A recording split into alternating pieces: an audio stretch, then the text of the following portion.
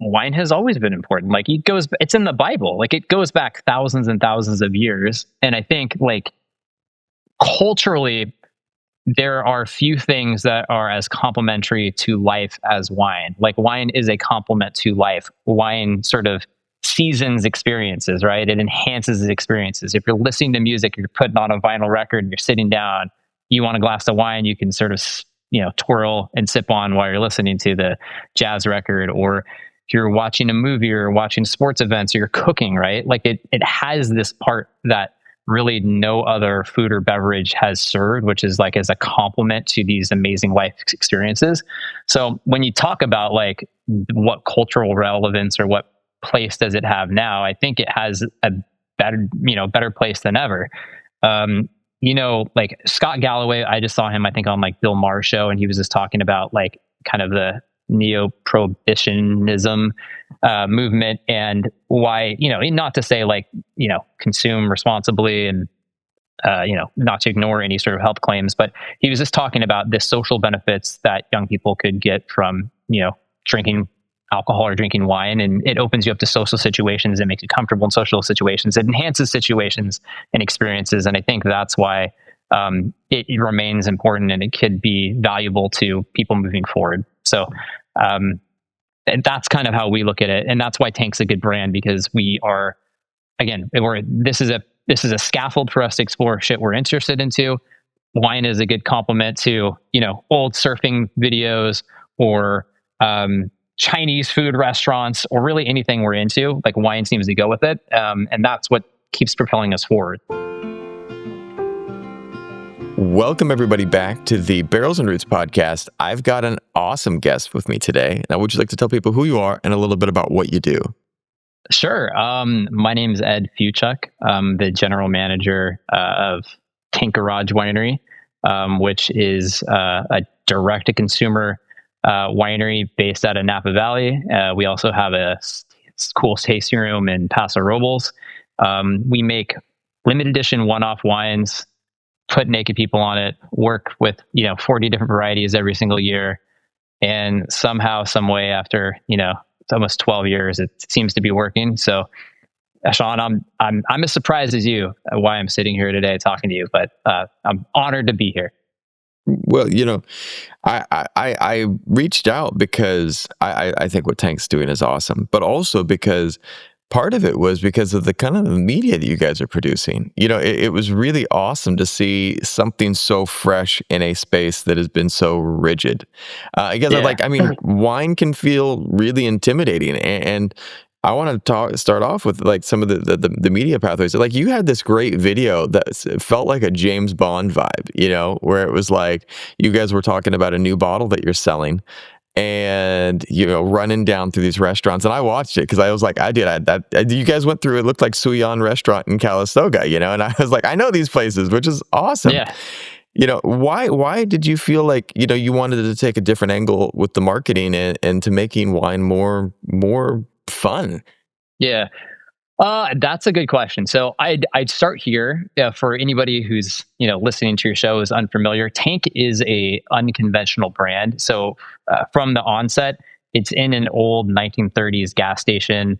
From the beginning, we've always made these like one-off wines. So we don't make successive vintages. It's not like here's our 2021 Merlot, come back next year, 2022 Merlot. The guy who started this, James, he's a wine guy, but he's also a creative guy. And I think he needed an outlet, aside from his like small family winery, James Cole Winery, to explore the cool stuff he's into. And that's what Tank became, is this sort of a foundation for us to explore our passions through winemaking and storytelling and any other crazy idea that we come up with. So we weren't like, hey, we need to shake things up. I think it was more like, hey, we have this cool idea that we are compulsed to do and we can't stop thinking about it. So we just got to do it. And ultimately, every single thing that comes out of us is one of those things, which is like, why did you make this like short film to release a wine called Black Market? And, it's a long story, but it's like, because we thought it was cool and we couldn't stop thinking about it and we just couldn't not do it. Once we came up with the idea, we just could not do it. And so that concept is, it came from an organic place. As you probably know, the wine industry is facing many headwinds right now. Napa Valley fruit that used to sell for $25,000 a ton. We hear through back channels that we can get a hold of high end fruit. And, the only sort of stipulation from these really high end vineyards is like, hey, we don't want you to put our name on a Tank Garage Winery, bottle. You guys are the ones who put middle fingers and naked people and, swear words on your wines. We are, we're a dignified winery with a reputation, but you can buy our fruit for us. So from the onset, we're like, well, that's fucking, we're going to do this kind of covertly. We're going to do this kind of under the table, back channel way. And so we're like, let's just call it black market. And then it's like, let's release it on Black Friday. And then ultimately we just, how could you release this and make people excited about it and tell a story and let people know they're getting a chance to get something that's, limited and scarce and cool. We spray paint every bottle. And we came up with the idea, sort of like a Scorsese-esque sequence that got a little bit more chaotic.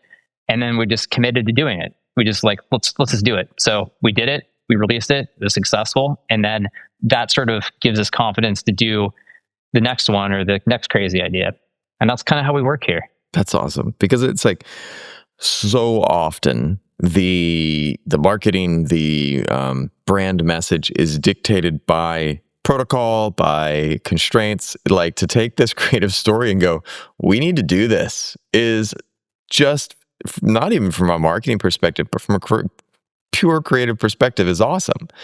And I mean, and it's like, you think about that, like, you're not just doing that with your marketing, it's with the wine as well. Like, let's make something awesome, and it becomes this creative vision that just flows outward from what you guys are imagining, which shouldn't all creative work be that way? Like, let's make something awesome until we get to the point where it just comes out, I will say this, I'm making it seem like more glamorous than it is, because not a half the time, 95% of the time while we're doing this, while we're spray painting each bottle individually, while we're, running through a Chinese restaurant kitchen, we're like, this is such a stupid idea. This is such a stupid idea. What are we doing? Why do we commit to this? Why do we commit to this? But we don't give up in our vision. We see it through, and then the pieces come together in a way that sort of works, and they always seem to do, just through sort of the magic we put out there. But yeah, I mean, that's what Tank Garage Winery is all about. And I think that's why people are drawn to us, because they get a sense that like authentic, like kind of chaotic, nihilistic vision is in our DNA, and they think it's cool.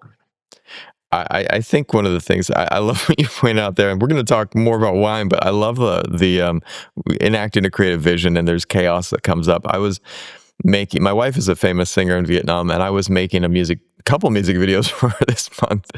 And one of the things is, I remember when we were on set, I was looking around, I was like, dude, where's our cam operator? Where's this guy at? Dude was out back having a smoke, and like, and it's some lighting guy was like hitting on someone, and I was just like, dude, this chaos needs to stop. But we were like, I got everything back in line, and we finished it. And then the editing was just like, for video wise, someone was running, like, one of the camera guys that I had that was really trusted was filming everything right, but some other guy was filming things in the natural, like, camera settings. It wasn't in the log. And I just afterwards in post, I was just like, oh dear God, oh my God. But we how am I going to match this? Yeah, how am I going to match this? It was a slog, and then when I was able to pull it off, it was like a 6-hour just sitting in front of there. And like, afterwards, my editor was like, "Damn, we did it," and I was like, "Yes, we did.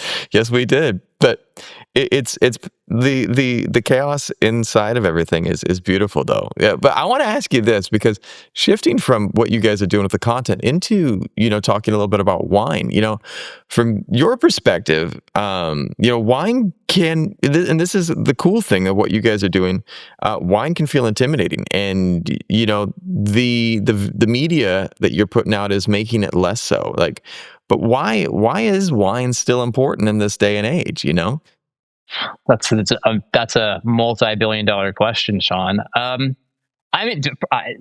Honestly, wine has always been important. Like, it's in the Bible. Like, it goes back thousands and thousands of years. And I think, like, culturally, there are few things that are as complementary to life as wine. Like wine is a complement to life. Wine sort of seasons experiences, right? It enhances the experiences. If you're listening to music, you're putting on a vinyl record and you're sitting down, Yeah. you want a glass of wine, you can sort of, twirl and sip on while you're listening to the jazz record. Or if you're watching a movie or watching sports events or you're cooking, right? Like it has this part that really no other food or beverage has served, which is like as a complement to these amazing life experiences.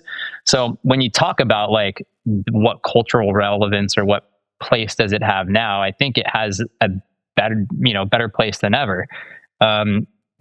Like Scott Galloway, I just saw him, I think, on like Bill Maher's show, and he was just talking about like kind of the neo-prohibitionism movement Yeah. and why, not to say like, consume responsibly and, not to ignore any sort of health claims, but he was just talking about the social benefits that young people could get from, drinking alcohol or drinking wine. And it opens you up to social situations and makes you comfortable in social situations. It enhances situations and experiences. And I think that's why it remains important and it could be valuable to people moving forward. So, and that's kind of how we look at it, and that's why Tank's a good brand, because we are, again, this is a scaffold for us to explore shit we're interested into. Wine is a good complement to old surfing videos or Chinese food restaurants or really anything Yeah. we're into. Like wine seems to go with it, and that's what keeps propelling us forward. I love that.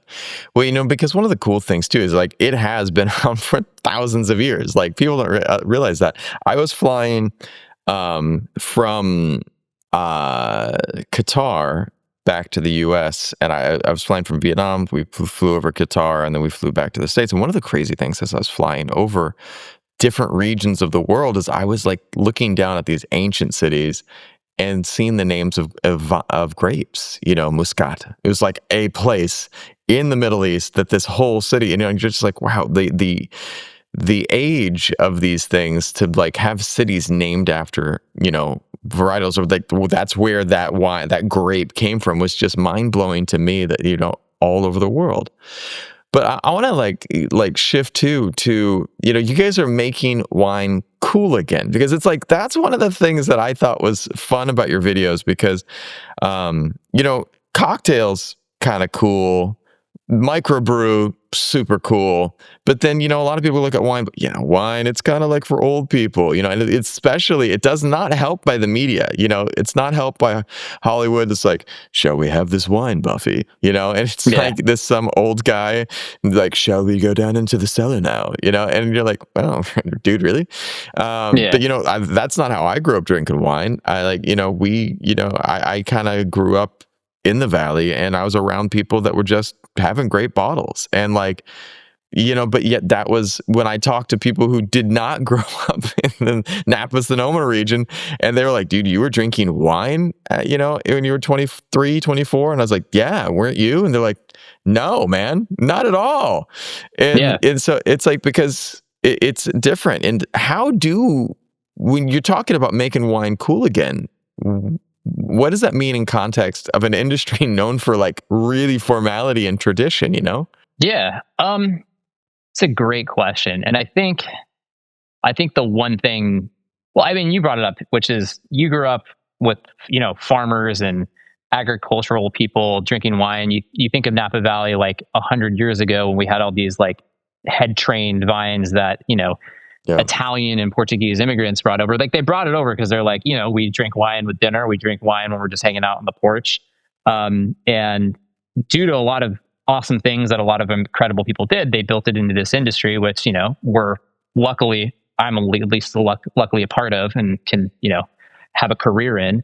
But to your point, we have sort of, ascended it so much that it's not sort of egalitarian, when wine has sort of always been egalitarian. Like people other than the Buffy and their snooty butler have drinking wine historically. Right. So, right. I mean, that's an interesting question about making wine cool again.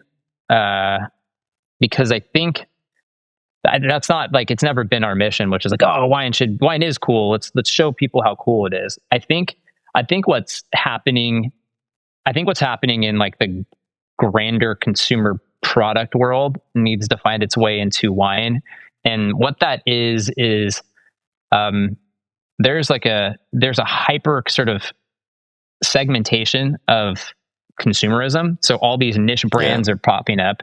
And, it used to be in the 90s, Nike owned the running shoe segment, right? You got a pair of Yeah. Nikes, they were running shoes, they came out of Oregon and their track program.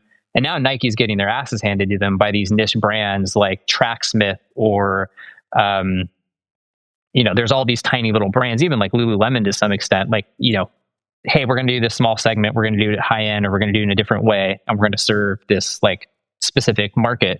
And I think that is where wine needs to get back to, which is especially Napa Valley, which is historically, or at least recently historically, has been, hey, we want the right type of customer, which usually means wealthy customer, which usually Yeah. means older customer. So we get 400 wineries doing the same thing, trying to get the same customer. And what we need to have is just more smaller niches in there where we need to have, yes, we still do need to have super high end Napa Valley wine. That's cool. It's there for a reason. It's valuable. Yeah. We don't need 400 brands that are doing that. Just as we don't need 400 brands that have, gas station wineries and are running through Chinese restaurants shooting chaotic videos, but we just need to have more niches. And so for us, it's been our niches. We follow our passions. We follow things that are cool.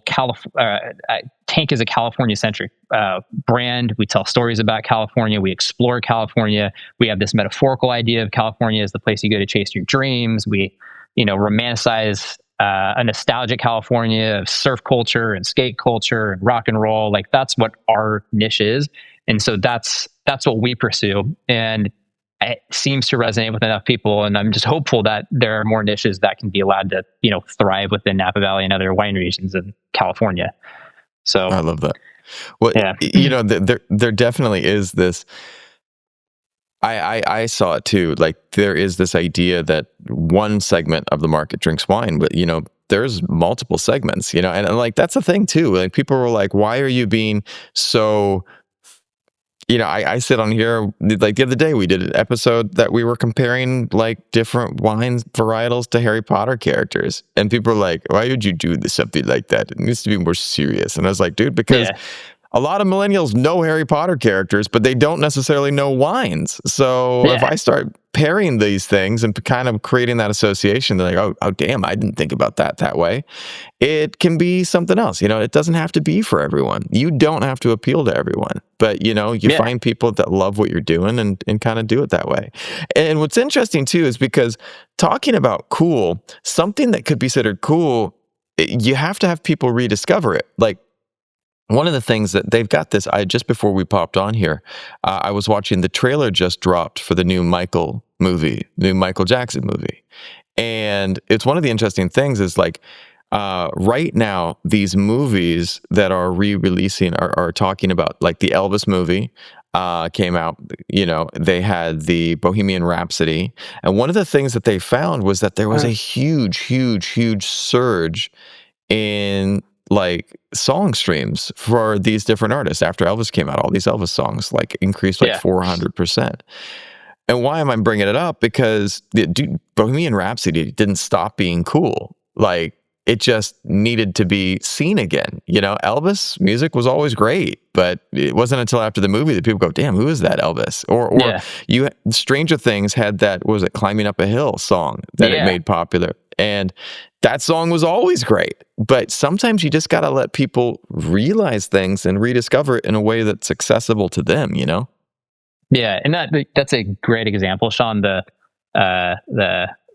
climbing, running, message to God, climbing up that hill is, I think, the name of the song is. Yeah. It's always been cool. It's always been moody and vibey, but they exposed it to a modern audience and they gave it modern context. And now it's like, I think it has charted higher than it ever did.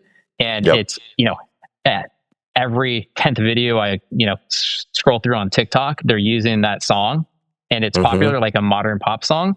And your example of just all these biopics of musicians is a good one, which is like the good stuff that's timeless, that's always been awesome, is still awesome. We just need to find a way to surface it to, modern audiences who didn't grow up with it and didn't come, they weren't alive when it came out.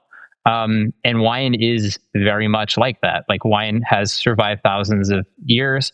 It's going to survive thousands of years, but we have to keep bringing it up in modern contexts in ways that people will connect with. And I think that'll happen. I love that. Well, and the reason I like the music reference there too is because kind of the way that you there at Tank Garage release wine releases, it's more like an album release. There's Yeah. the like it's not like this cookie cutter thing. But where does that storytelling instinct come from you and the team, and how do you keep that fresh? I don't know. I mean, that is the way we've always looked at it. And I mean, the wine industry is a beautiful thing, and there's so much to explore within it. And I get why wineries want to do the same thing over and over again. They want consistency. They value familiarity. Sometimes they're trying to, improve iteratively. I get that, Yeah. but there's also like we have this opportunity where like we could just explore everything. We could do different stuff every single time. We can come up with cooler labels. We can see if this label will work. And so we have always treated it like albums. And I think the best artists are the ones that continue to evolve and push themselves. And we always talk about Yeah. David Bowie, right? And it's like every time you saw Yeah. David Bowie is a new version of David Bowie. Like he was still creative and cool looking, but it was Ziggy Stardust, and then it was Aladdin Sane, and then it was the next thing and the next thing. And that was his sort of commitment to his audience, which is I'm going to take you along for a ride. We're going to grow together. We're going to show you new things. We're going to do cool shit together. And well, man, we have this. David Bowie has the best quote, which is, "I don't know what I'm going to do next, but I promise it won't be boring." And that's sort of the ethos we've sort of embraced, which is keep pushing forward, keep exploring things we think are cool, and our members and our customers, they can come along the ride with us and they can explore these things with us. And so, to that regard, they are like albums, right? Because you don't want every album to come out and sound the same. You don't want, you don't want Bad to sound just like Thriller, and you don't want Thriller just to sound like Off the Wall. And if you can keep iterating and evolving and pushing yourself, you'll come up with cool stuff and maintain your audience over time, and become a timeless brand. Which is, I'm not saying we're doing that, but that's always been something we've admired in wine brands and in musicians and everything in life. It's a worthy goal, man, because it's like at the end of the day, if you're the David Bowie of wine, that's pretty rad. I mean, I'm not saying that though. That's yeah. But that's what we aspire to. Like David Bowie's cool, always changing, always evolving. Let's try to do that. If you can even aspire to that, you're heading in the right direction. Because I mean, that idea of one of the things that as well that's powerful about that is, even though when you have something that original, it's hard to imitate. But at the same time, you hope people do, because at that point in time, imitation is the highest flattery. You're doing something right when other people are going, hey, maybe we should make something a little bit more creative as well. And so hopefully, maybe it's not 400 wineries like Tank, but like maybe you start heading in that direction, that there are people that are like listening and saying, what can we do that's more creative, which comes back to, I loved your black market release video, which was awesome. And I thought it was just like, I was like, not something I was expecting to see from a winery, but also the cyber hack video was also really good. And talk to me about that. Where did this idea come from, and what was your creative process on that? Oh man. So may not seem like it, but we are a for-profit business and winery. So selling wine is important to us, and people tend to buy wine during this time of year, Black Friday, Cyber Monday. And so we know we have to do something, or we could do something, or should do something. And in the past, we've done, I don't call it the lazy thing, but the common practice, which I see a lot of brands do and I see a lot of wineries do, which is, let's just slash our prices significantly. We'll give people 30% off, 40% off, 50% off, and have them go ape shit and buy stuff online. And I'm like, we don't want to do that anymore. That's not fun. We don't think it's engaging to our customers. And I started thinking about the brands I like, and and the stuff I bought on Black Friday. And it wasn't like fire sale cases of wine. It was like, oh, I got these cool Nike Kith collabs, or I got like Yeah. this cool thing from Huff, or I got this thing from Online Ceramics. I'm like, I paid full price for them. I barely got them. Sometimes I wasn't quick enough to get them. I bought them because they're cool and I was into them. And I'm like, that's what we need to do. And I think everyone on our team, like James, the owner, is like, yes, that's what we need to do. Everyone on our marketing team is like, yeah, that feels right. And so we had this black market wine sort of queued up for Black Friday because we're like, black market, Black Friday. And then for Cyber Monday, we were explaining to somebody on our team who's fairly young, and like the term cyber, like what does that even mean? And we're like, oh, Yeah. back in the day, it used to be World Wide Web and cyber surfing, and then we started talking about the worst thing that could happen is like having our website hacked, and we're like, oh, dude, war games. We should go war games on this, which is 1980s hackers take over our site. They unlock all these deals. We can't get a hold of it. We can't get control of it, and people can just go buy stuff. And so we're like, we start laughing. We're like, this is awesome. We should totally do it. And there's certain people sitting around the room like, I don't know about this idea. We're like, yes, cyber hack. Let's get our website hacked. And so we just sort of talked through what we need to do to set that up and what it would look like. I made a little prototype, and then our team just executed it, and it performed well. And people thought it was fun. Our customers thought it was fun. People in the industry thought it was cool. And again, that's just another example of we just did something weird and crazy because we felt compulsed to do it. We just couldn't stop thinking about it. We have to do this now that we've come up with this idea. We found a way for it to make business sense. And now that it was successful, it will compel us to do this or other crazy things in the future, because it'll be like, oh, remember that one time we did that cyber hacking thing, or maybe our website will get hacked again. I don't know. But those are the ones. Usually we know when something's going to be successful, like when we're making it, because we're like so stoked about it. And there's so many ideas of things we can do. We know that we got something good here. And when those ideas come and everyone just feels it, like you can't not do them. So I wish I could tell you we focus group things and we hired, consulting agency to come in and tell us to do that. But ultimately it was just a stupid idea that we ran with, and it worked. I love that. I love those stupid ideas that you run with, because sometimes they can be the absolute best. My wife had a new album out that was all about like girl power and woman empowerment and all these fun things, and these great messages. And she had my daughter that is involved in some of the campaign. And it was really organic. And then one of my wife's good like artist friends is a drag queen, Honey Gluttony, and they were doing a show together. And I love Honey Gluttony. She's awesome. And I was sitting there thinking about what could be really like fun and edgy to like market this campaign. And like, just so you know about me, I'm like kind of a guy's guy. I do Muay Thai, black belt, and jujitsu. I love doing. Sorry, one second. I love doing the guy stuff, out doing, just like motorcycles and things like that. And I was sitting there what could be really capturing but fun and get the right message across. And I was like, man, it's like, and I looked at my wife one day and she was getting into her costume, and I was like, a day in the life, man. That's just the makeup you have to put on and all this. And so like she was singing with her drag queen friend, and I turned to him and I was like, what would it be like if I showed up in drag? And we kind of use that as a little bit of the marketing thing. And he's like, you in drag? And I was like, yeah, why not, man? You think I'm not? Like, why not me? What's that mean? Yeah. We're like, why not me? Like, what's wrong with me? He's like, Sean, you've got perpetual stubble. I've never seen you without that. And I was just like, well, we can change that, And sorry, my daughter's alarm. We go. And we jumped into it, and it was organic and authentic and hilarious and fun. And it was and it worked well. And it was like something that we did. But then later on, we had some team was like, we need to get you in drag more often. We need to try to replicate this all the time. And I was like, no. Now it's done. Like that ship has passed. And that was one of the things that kept popping up. Like, you guys, what you do is really organic and it's natural.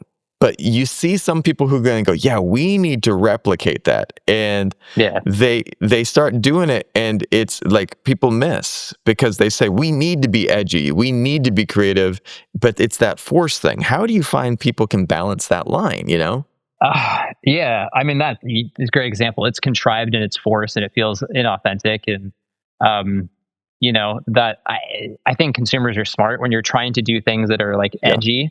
Usually they do not come off as edgy. And that's not to say No. we like everything we've done has been awesome, but it's like they usually come off as forced and contrived, especially if they're like from a winery perspective, is like this is outside of the realm of anything these people have done.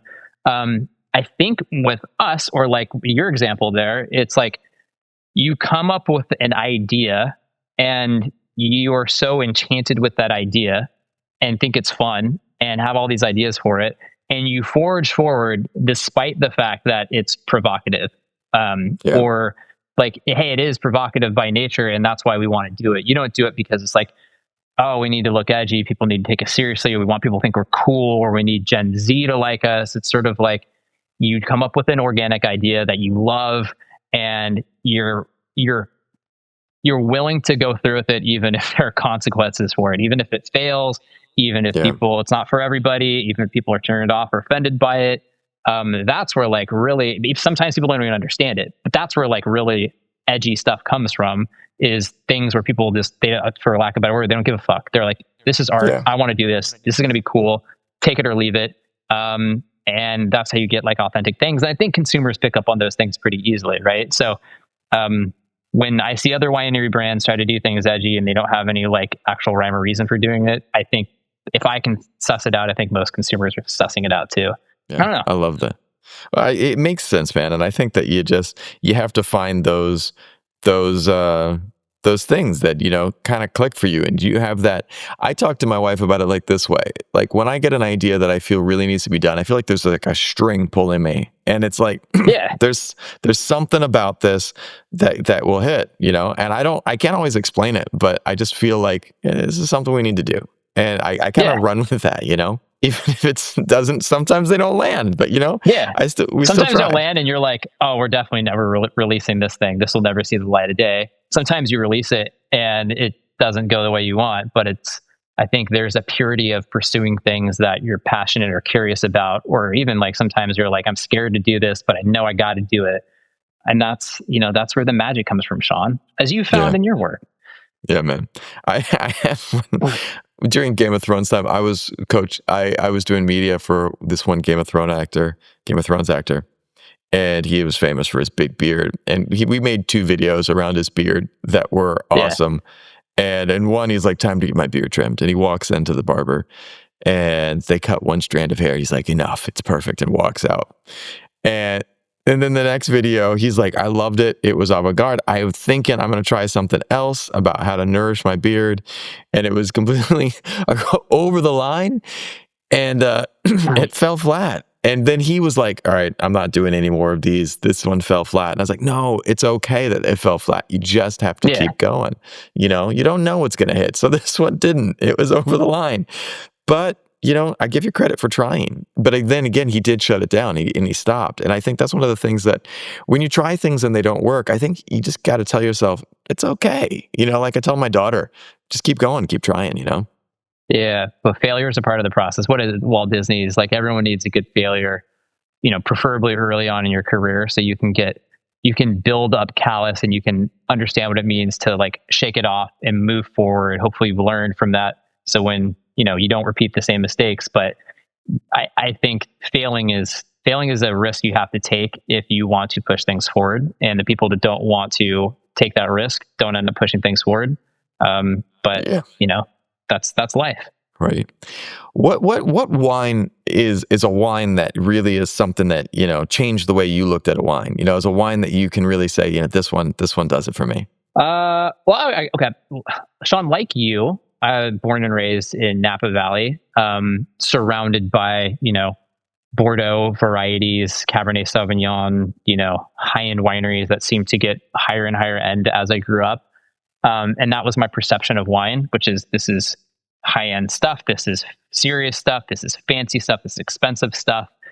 And I think one of the things that has changed my mind the most was like Beaujolais Nouveau wines, which are carbonic macerated gamay that, the French release, weeks after they pick it. There's a race to release it, and it's meant to be fun and punchy and yummy and delicious. And it's this old world thing. Europe has been doing it. France has been doing it for, decades and centuries. It's something that kind of took my perception of wine saying like, oh, they got this, they've been doing this kind of really easily approachable, fun thing for a long time in France of all places.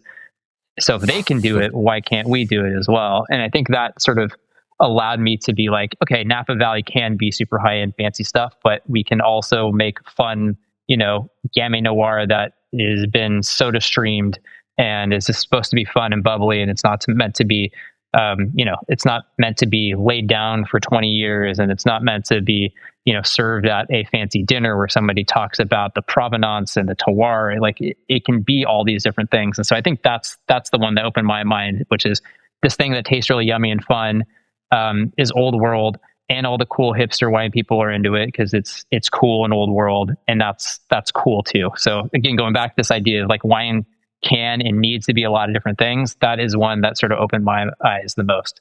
What about you? What changed your perception of wine? I don't know. I think what changed my perception versus a recent experience I had, I went to this party with my wife, and I talked about this the other day on the podcast. It was not a fun experience for me.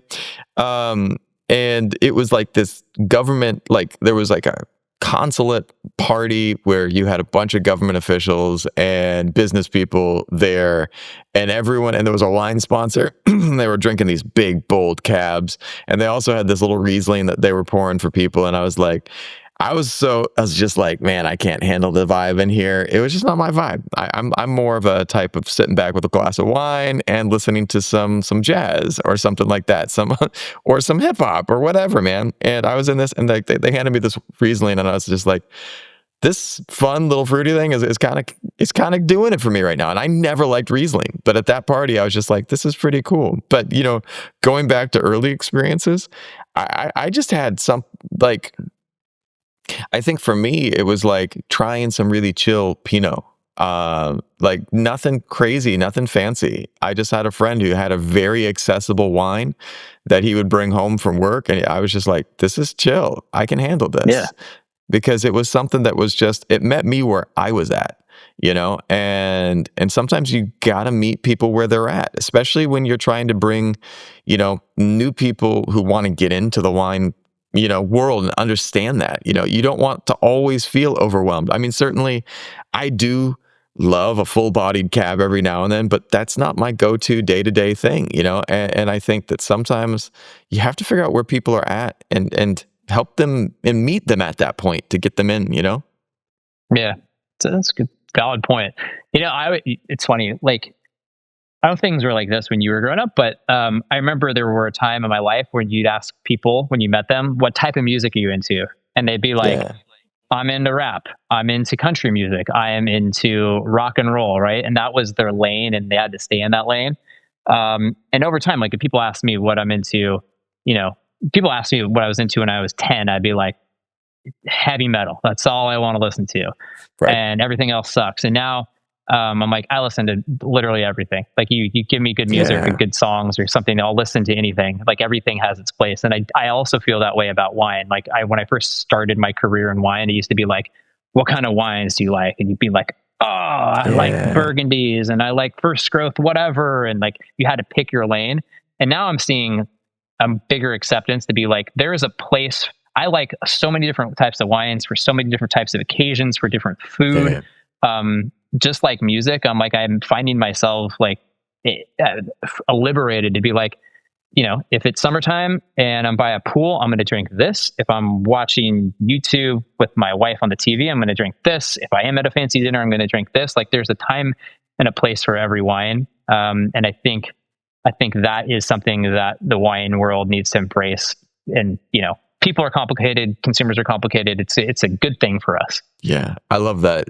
My daughter was looking at my Spotify the other day, she discovered Spotify this year, and it's kind of like thrown my listening trends on Spot. My year-end review is going to be 100% golden as the most listened to song this year. I'm trying to figure out how to get her own account because I keep getting K-pop recommended, and I don't mind K-pop. To each their own. But Yeah. one of the things that was interesting was when she pointed out my listening. She's like, "Why are you listening to hip hop and country and classical and pop?" And I was like, because they all are awesome. Because each one of them has its own thing. And sometimes I'm in a different mood. Sometimes I'm feeling like, listening to some Otis Redding. Sometimes I want to listen to, Golden, whatever it might be. There's a time and place for everything. And I think that if you can kind of embrace that and have some fun with that, and understand that a lot of people are complex. The wine industry might be doing a little bit better. You should have been like, why are you listening to Blackpink and G Dragon? I mean, right? She's like, oh, good point. Probably exactly what she would say. But sadly, I don't know. Like, she's listening to stuff that's actually beyond what my ability to know is at right now. I'm just like blown away by her musical taste, and I got to give her credit for that. So, kids keep you on your toes. But like, looking ahead, one last question for you. So looking ahead, where do you see, Tank Garage going? Where do you see wine going in the next couple of years, All right. I'll start here. So wine, I wish I had a crystal ball. I wish I had this clear vision for where it needs to go. But I feel pretty strongly about the things we talked about, which is consumerism, and wine consumerism is becoming more niche. So we need to be more open to allowing more differentiation and segmentation of wine. Like, the more people we can get under this umbrella by any vector necessary, the better for us. So I think that is where we're probably going to see wine survive and thrive the most, is by embracing segmentation and realizing there's a place for, there's a place for super high end Screaming Eagle, allocation Cabernet Sauvignon from Napa Valley, and there's a place for the weird, Oregon carbonic macerated natty pet nat, right? And they're all things that can serve different needs. It's different people, and then bring them into wine. And once they're into wine, there'll be some sort of like kind of cross contamination. And I think that's ultimately where we will find success. And it's going to take bigger traditional players being open to that. And I think wine is often accused of being stubborn and not changing. And I think what's happened is we talk a lot about wanting to change and wanting to, get younger consumers, but it's usually been big corporate brands that have been trying to do that. So they hire an agency and they do the photo shoot with the Gen Z people, and it falls on its face because it doesn't feel authentic, right? And like any good brands, these brands need to come from people from all walks of life who are passionate about these individual things and are able to create them in a way these corporate brands wouldn't, which is they'll copycat someone else, they'll do them in like a forced, contrived way, but the real authentic brands will come from places you don't expect them.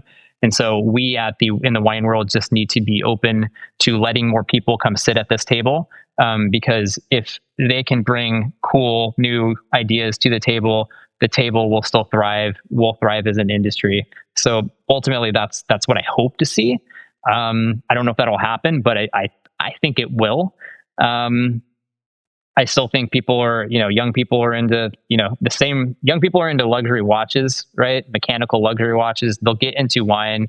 Wine will still be a good, status signaler and a good way for them to identify the things they value, as long as we have more niches within that. So yeah, I'm bullish on wine in the industry. As far as the Tank Garage Winery goes, I don't know where we're going to go next, but I promise it won't be boring, Sean. I'll tell you that much. Love that, man. Where can people look up more about you and the winery? Oh man, don't look up anything more about me. But if you want to learn more about Tank Garage Winery, you can head to our website, tankgaragewinery.com. You can hit us up on social media. I think we got Instagram accounts, TikTok accounts, and OnlyFans accounts at Tank Winery. you want to come visit us in person, that's probably the purest way to get the tank experience. We have a tasting room on Highway 29 in Calistoga within Napa Valley. And then we have an awesome little filling station in downtown Paso Robles. They both give unique, interesting experiences. The wines are always changing. The people there are cool. We play good music. We tell really good stories, and you'll get to experience something that no other winery is doing. So that's how you check out Tank Garage Winery.